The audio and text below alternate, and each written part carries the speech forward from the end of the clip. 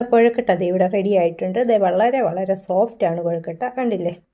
നല്ല ടേസ്റ്റുമാണ് ഇതിന്. സാമ്പാറിലോ കഴിക്കാം, അല്ലെ വെള്ളച്ചമ്മന്തി കൂട്ടി കഴിക്കാം. പിന്നെ അതിൻ്റെ ഏറ്റവും ഹൈലൈറ്റ് ആയിട്ടുള്ള കാര്യം എന്താ പറയണ്ടേ, കൊഴുക്കട്ട വെള്ളം.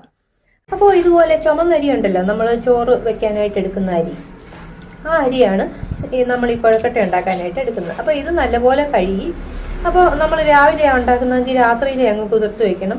വൈകിട്ടത്തേക്കാണ് ഉണ്ടാക്കുന്നതെങ്കിൽ രാവിലെ ഒരു 7-8 മണിക്കൂർ കുതിർക്കണം.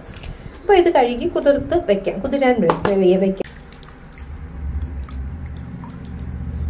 ഒരു 2-3 വെള്ളം കഴിഞ്ഞ് ഇനി ഇവിടെ അടച്ചു വെച്ചേക്കാം. ഒരു 7-8 മണിക്കൂർ കഴിഞ്ഞിട്ട് നമുക്കതെടുത്ത് അരച്ചെടുക്കാം.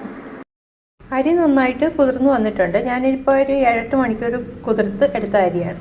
ഇതിനകത്തോട്ട് നമ്മൾ ഈ തേങ്ങ ചേർക്കണം. തേങ്ങ ഒരു അരമുറി തേങ്ങ, അരിയുടെ ഒരു പകുതിയോളം തേങ്ങ ചേർത്ത് ഏറ്റവും നല്ലതായിരിക്കും.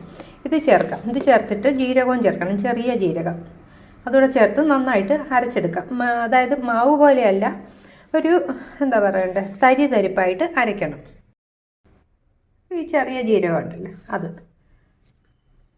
അപ്പോൾ ഇത് ഞാനിത് മിക്സിയുടെ ജാറിൽ മാറ്റിയേക്കുന്നത് വെള്ളം ഇല്ലാതെയാണ്. വെള്ളമായിട്ട് അരച്ചാൽ നമുക്ക് ഉരുട്ടിയെടുക്കാൻ പറ്റത്തില്ലല്ലോ. അപ്പോൾ നമുക്ക് അരയ്ക്കാം, പതുക്കെ അരച്ചെടുത്താൽ മതി. ഒരു കുറച്ച് വെള്ളം ചേർക്കാം, അതായത് മാവാകി പോവാത്ത രീതിയിൽ ഒരു സ്പൂണൊക്കെ വെള്ളം ചേർക്കാം. അല്ലെങ്കിൽ നന്നായിട്ടല്ലേ, നമ്മൾ കല്ലിൽ അരയ്ക്കുവാണെങ്കിൽ ആ പ്രശ്നം വരുന്നില്ലല്ലോ. അപ്പോൾ ഇത് ഇച്ചിരി വെള്ളം ഞാൻ ചേർത്തിട്ടുണ്ട്. അപ്പോൾ മിക്സിയിൽ ഞാൻ 1 സ്പൂൺ വെള്ളം ഒഴിച്ച് അരച്ചതാണ്. ഇത് കണ്ടില്ലേ, കറക്റ്റ് പാകത്തിന് വന്നിട്ടുണ്ട്. ഇതാണ് അതിൻ്റെ കറക്റ്റ് കൺസിസ്റ്റൻസി.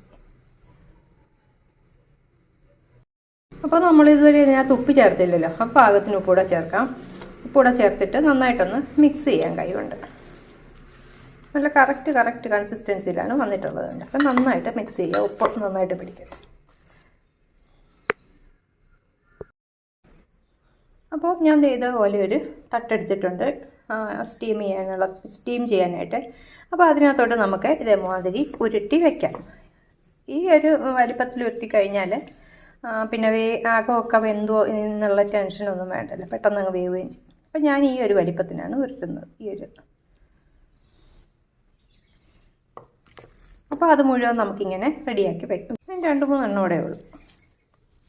കുറച്ച് അരിയാണ് ഞാൻ എടുത്തുള്ളത്. നമുക്കിപ്പോൾ 2, 4, 6, ഒരു 10 എണ്ണമൊക്കെ ഉണ്ടാവും. കുറച്ച് മാവ് ഞാൻ ബാക്കി വെച്ചിട്ടുണ്ട്. എന്തിനാണെന്നറിയോ, എൻ്റെ ഒരു നൊസ്റ്റാൾജിക് ഐറ്റം ഉണ്ട്. ഇതിൻ്റെ ഒപ്പമുള്ള കുഴക്കട്ടയുടെ ഒരു വെള്ളം. അപ്പോൾ നമ്മുടെ വല്യമ്മച്ചി കുഴക്കട്ട ഞാൻ നേരത്തെ ഒരു വീഡിയോ ഇട്ടിട്ട് ഉള്ളപ്പോഴും പറഞ്ഞിട്ടുണ്ട്, വെള്ളം കഴിക്കാനാണ് എനിക്ക് ഏറ്റവും ഇഷ്ടമാണ്. അപ്പോൾ അതുകൂടെ ഞാൻ തയ്യാറാക്കി വയ്ക്കാം. അതിൽ കുറച്ച് മധുരമൊക്കെ ഇട്ടാൽ കഴിക്കാൻ ഭയങ്കര ടേസ്റ്റ് ആയിരിക്കും, ഒപ്പം കുടിക്കാൻ, കഴിക്കാനല്ല കുടിക്കാൻ.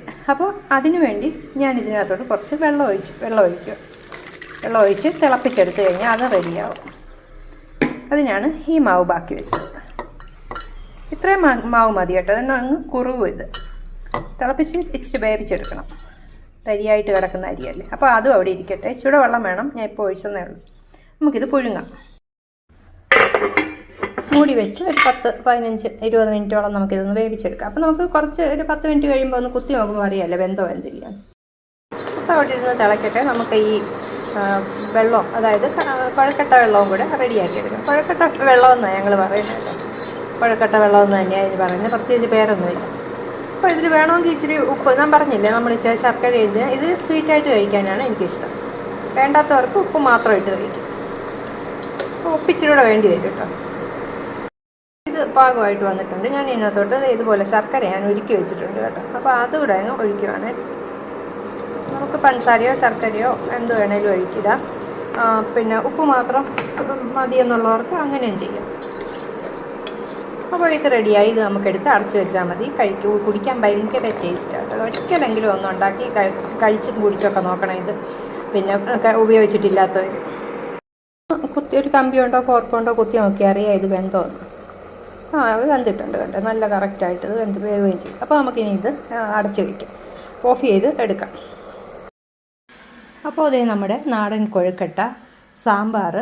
ഇത് നൊസ്റ്റാൾജിക് കൊഴുക്കട്ട വെള്ളം എന്നല്ലാതെ വേറൊരു പേര് ഇതിനുണ്ടോയെന്ന് എനിക്കറിയത്തില്ല. എൻ്റെ ഏറ്റവും ഇഷ്ടപ്പെട്ട ഐറ്റമാണ് ഇത്. കുഴക്കട്ടയെക്കാട്ടി ഇഷ്ടമുള്ള ഐറ്റമാണ്. അപ്പോൾ ഇത് കണ്ടില്ലേ, ഇത് നമ്മൾ ഫില്ലിംഗ് ഉള്ള കുഴക്കട്ടയല്ല, പക്ഷേ അതിൻ്റെ സോഫ്റ്റ്നെസ് കണ്ടില്ലേ, ഭയങ്കര ടേസ്റ്റാണിത്. സാമ്പാറോ വെള്ളച്ചമ്മന്തിയോ കൂട്ടി കഴിക്കാം, ബ്രേക്ക്ഫാസ്റ്റോ അതുപോലെ തന്നെ 4 മണിക്കോ ഒക്കെ കഴിക്കാം, ഡിന്നറായിട്ടോ ഒക്കെ. അപ്പോൾ കഴിച്ചിട്ടില്ലാത്തവരൊക്കെ ഒന്ന് ഉണ്ടാക്കി കഴിച്ച് നോക്കണേ. അഭിപ്രായങ്ങളൊക്കെ ഒന്ന് അറിയിക്കണേ. നമ്മുടെ വീഡിയോ ഒക്കെ ഇഷ്ടപ്പെടുകയാണെങ്കിൽ ഒന്ന് സബ്സ്ക്രൈബ് ചെയ്ത് സപ്പോർട്ട് ചെയ്യണേ. താങ്ക്